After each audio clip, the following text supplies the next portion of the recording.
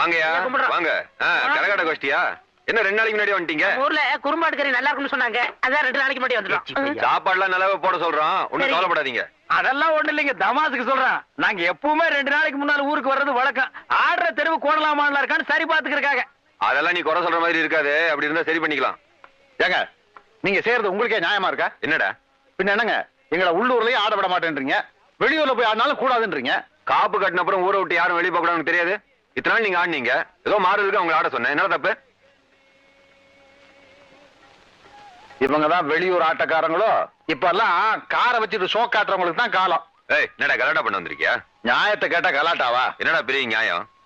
பின்ன என்னங்க, உள்ளூர்லயே எங்களை ஒதுக்கிட்டீங்க, நாங்க வெளியூர்காரங்கிட்ட அச்சாரம் வாங்கிட்டோம், போகலன்னா அந்த வருமானம் வருமா? அப்புறம் நாங்க எப்படி பழைக்கிறது?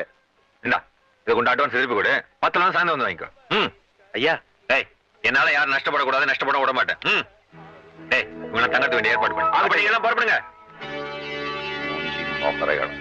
சம்பந்தம் இல்லாம நம்மள கேவலமா பேசிட்டு போறான், இவன் சும்மா விடலாமா? என்ன சண்டை மாதிரி ஏன் கத்துறீங்க?